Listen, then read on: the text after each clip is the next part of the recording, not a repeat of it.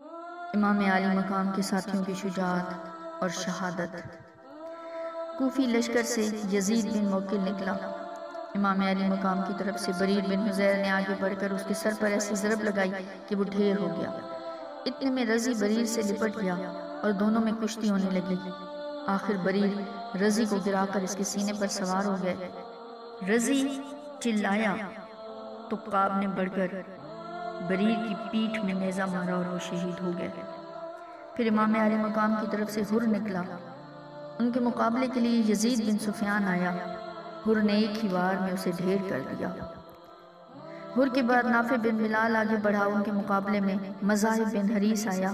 نافع نے اسے بھی موت کے گھاٹ اتار دیا۔ کافی دیر ایسی انداز میں لڑائی ہوتی رہی۔ دونوں طرف سے ایک ایک جوان میدان میں آتے، لیکن کوفیوں کی طرف سے جو بھی آتا بچ کر نہ جاتا۔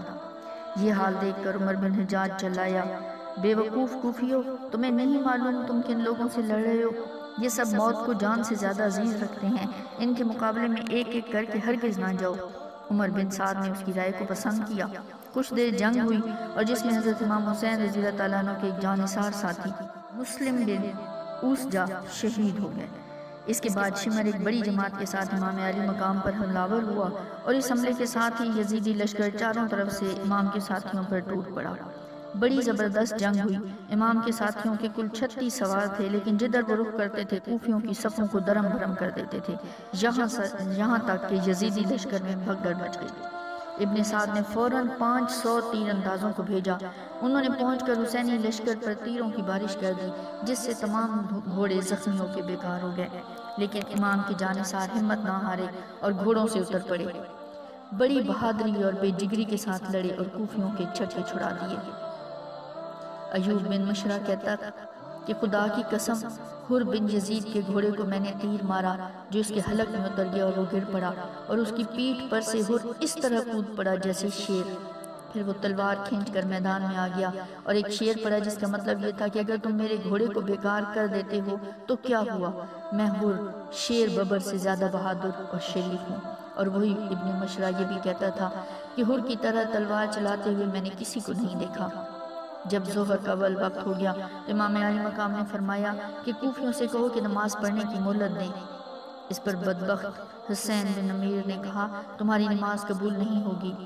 اس پر حبیب ابن مظاہر نے جواب دیا، او گدھے، تم سمجھتے ہو کہ فرزند رسول صلی اللہ علیہ وآلہ وسلم کی نماز قبول نہیں ہوگی اور تیری قبول ہوگی؟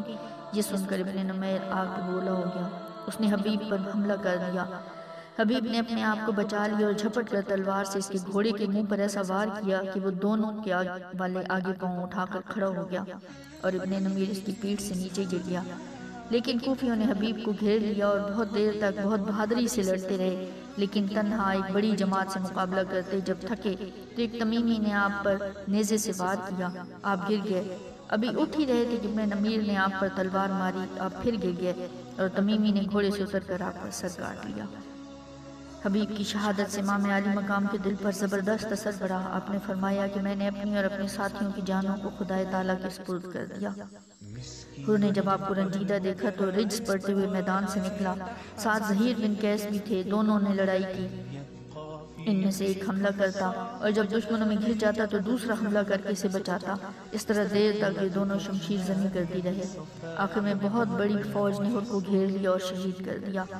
اب ظہیر تنہا رہ گئے اور دیر تک دشمنوں کا مقابلہ کیا اور پھر تلوار چلاتے ہوئے وہ بھی شہید ہو گئے۔